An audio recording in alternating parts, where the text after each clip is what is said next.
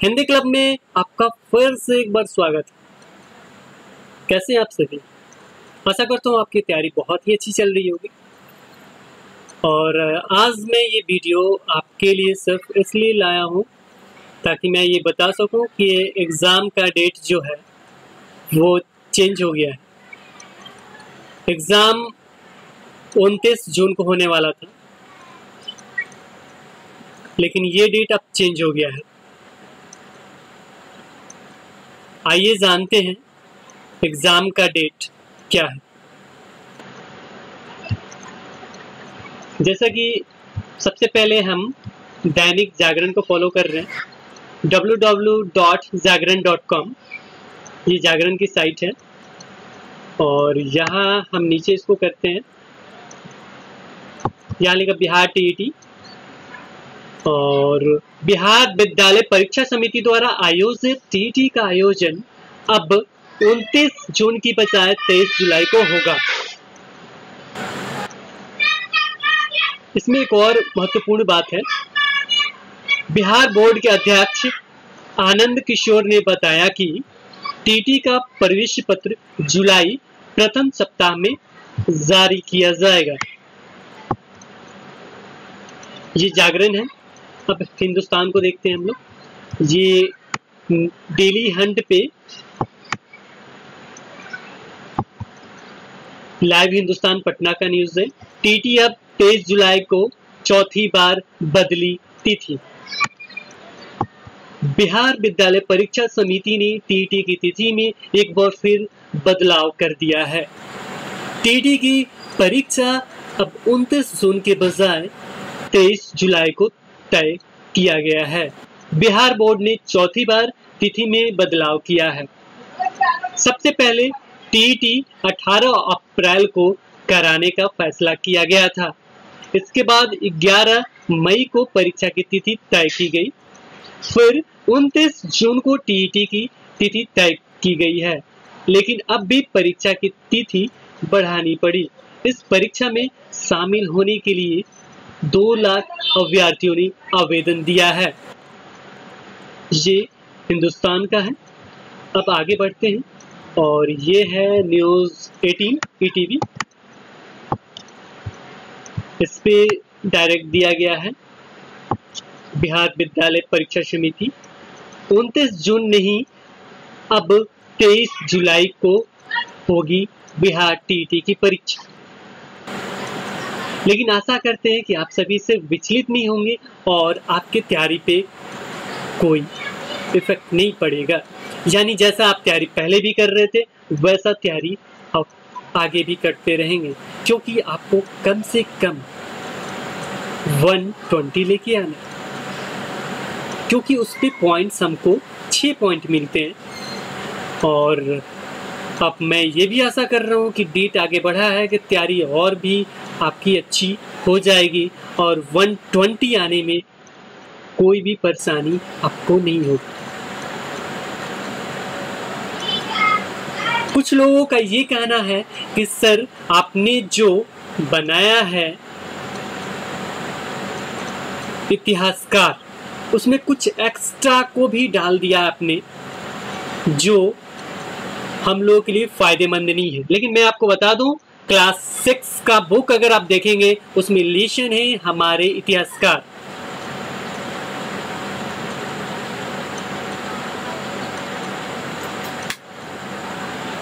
तो उसको आपको पढ़ना ही है, हमारे इतिहासकार को, क्योंकि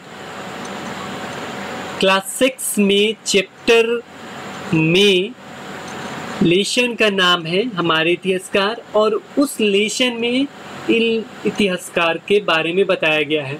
और जब आप सिलेबस भी देखेंगे तो वहाँ पे हमारे इतिहासकार दिया होगा और नीचे में 3 इतिहासकार का नाम दिया है, 2 या 3, जो आपको 7th क्लास और 8th क्लास में दिया गया है। इसलिए मैं कहता हूँ 6 to 8 का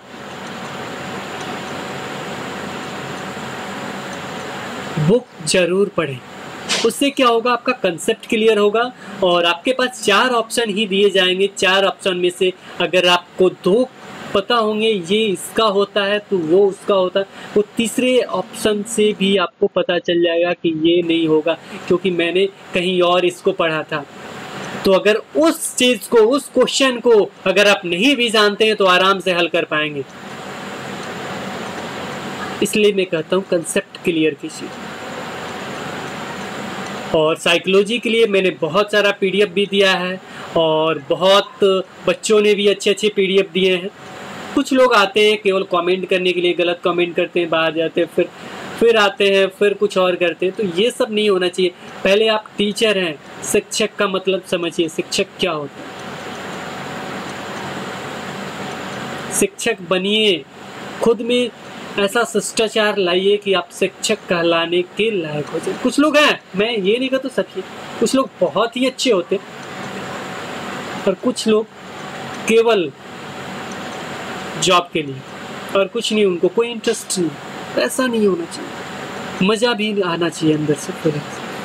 कुछ लोग मेरे वीडियोस का इंतज़ार कर रहे हैं कि सर आपका वीडियोस नहीं आ रहा है। वीडियोस आने के बाद आप लोग क्या करते हैं, क्लास 6 का बन गया सर, इसको मैंने देख लिया, मेरा कंसेप्ट क्लियर हो गया, इसके बाद बुक से भी अच्छा बुक पढ़ने की ज़रूरत नहीं। ऐसा नहीं होना चाहिए। बुक तो आपको पढ़ना ही है, कंसेप्ट आपको उसी से क्लियर करना है। इसलिए हिंदी क्लब पे कोई वीडियो नहीं आएगा। आपको टोटल चीज़ का लिंक दे दिया गया है। साइकोलॉजी के लिए भी आपको व्हाट्सएप ग्रुप में पीडीएफ दे दिया गया। व्हाट्सएप ग्रुप में आने के लिए आपको हाई लिख के भेजना होता था और उसमें ग्रुप में आप ऐड हो जाते हैं। और अब आप नहीं भेजे तो ही अच्छा है, क्योंकि बहुत लोग हो गए हैं वहाँ पे। कुछ कम हम लोग खुद करना चाहते हैं। और 6 to 8 का आपको बुक ऑनलाइन डाउनलोड कैसे होगा ये बता दिया है मैंने। भोजपुरी का भी बता दिया है मैंने। कुछ पीडीएफ वगैरह भी दे दिया है मैंने। हिंदी के लिए आप कोई जनरल सा कोई भी बुक ले लीजिए आप, व्याकरण का, नहीं तो एक अरिहंत का भी बुक बहुत ही अच्छा आया हुआ, उसको ले सकते हैं आप। उसमें टोटल सीटेट के क्वेश्चन हिंदी का सॉल्व किया गया है। साइंस और मैथ तो मैं यही कहूँगा कि शुरू से अंत तक आप क्वेश्चन आंसर बनाते रहें। अगर आप बीच में प्रैक्टिस छोड़ते हैं मैथ का तो आपको प्रॉब्लम होगा। मैथ पे मैं जानता हूँ मेरा कोई भी वीडियोस नहीं है, लेकिन मैथ पे किसी भी टॉपिक से रिलेटेड अगर आप सर्च करते हैं उससे 50 वीडियोस आ जाते हैं। इसलिए मैं नहीं बनाता। बहुत सारे ट्रिक भी आ जाएंगे, टॉपिक वाइज टॉपिक्स देख सकते हैं। 6 to 8 का बुक होगा ही आपके पास। अगर आपका 6 to 8 कंप्लीट हो गया है तो 9, 10 जरूर देख लेंगे आप। साइंस हो, मैथ हो या सोशल साइंस हो, सबके। भोजपुरी का बहुत लोगों ने बोला है कि सर आपने 2011 का क्वेश्चन सॉल्व नहीं किया है। मैंने सॉल्व करके उसका वीडियो बनाया है, लेकिन कुछ त्रुटियां रह गई थी। मैंने उसको अपडेट भी किया है, लेकिन यूट्यूब पे नहीं। मैं अभी दिखा देता हूँ आपको। ये सब क्वेश्चन सही थे। अगर आपको देखना है तो रोक के आप वीडियो देख सकते हैं। मैं टोटल 30 क्वेश्चन आपको दिखा दे रहा हूँ।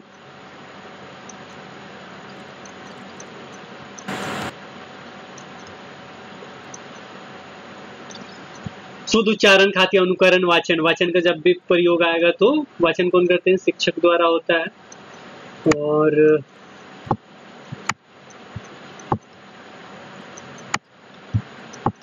ये इलेक्ट्रॉनिक शब्द वहाँ अच्छे तरीके से नहीं दिख रहा था, मैंने उसको अपडेट कर दिया। भोजपुरी भाषा शिक्षण में इलेक्ट्रॉनिक माध्यम के कैसन भूमिका होला, तो उसका होगा सार्थक। किसी भी चीज़ का आप उपयोग करते हैं तो उसका सार्थक ही होगा। जैसे इलेक्ट्रॉनिक माध्यम हो गया, जैसे वीडियोस वगैरह जो दिखाए जाते हैं, उसका सार्थक ही उपयोग होता है, क्योंकि बच्चा बहुत ही इंटरेस्ट लेके किसी चीज़ को देखता है। अगर वीडियोस दिखाया जाए या उसको भ्रमण पे ले जाया जाए।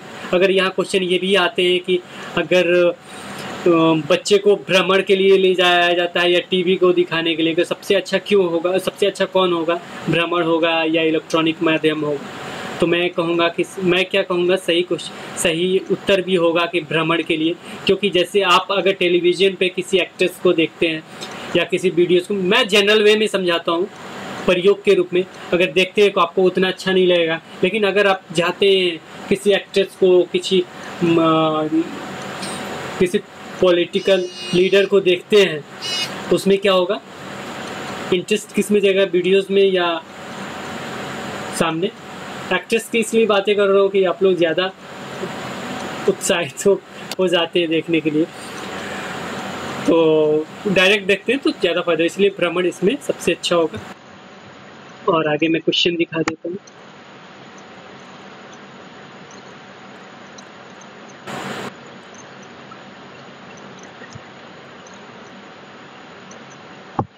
और था कहावत के प्रयोग से निगमन विधि, यहाँ सूत्र विधि कैसे होगा, सूत्र विधि के व्याकरण के यहाँ पढ़ा जाए। सूत्र विधि एक पुरानी विधि है, यानी ये निगमन विधि भी बहुत पुरानी विधि है, उसी के अंतर्गत आता है आपका सूत्र विधि। निगमन विधि में क्या किया जाता है, पहले नियम बताया जाता था, उसी के अंतर्गत आते सूत्र विधि। सूत्र विधि में सूत्र पहले रटा दिया जाता था बहुत पहले, और उसके बाद उसको पढ़ाया जाता था, उसको बताया तो उसी सूत्र पे उसको हल करना होता है। इसको याद रखेंगे, ये निगमन विधि के अंतर्गत नहीं आता है, बहुत पुरानी विधि है ये। पहले मंत्र वगैरह रटा दिया जाता था, उसी समय की ये विधि है।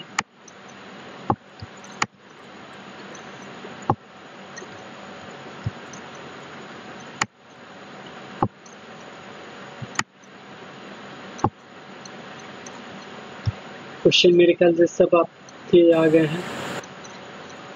भाषा के सबसे छोटी इकाई कहा, भाषा के सबसे छोटी इकाई ध्वनि या वर्ण है, हिंदी में भी यही है। और 24 नंबर क्वेश्चन है, ये आपका पैसेज होगा। ये 2011 में जो क्वेश्चन आए थे मैं उसको दिखा रहा हूँ, आप इसको रोक रोक के देख लेंगे, बाकी सब मैं बता चुका हूँ, एक वीडियोस में है मेरे। ये गद्यांश लिखा है, गद्यांश। ये जो अंडरलाइन है वही सही है इसमें।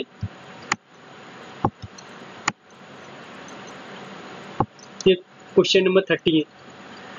तो आज के लिए इतना ही।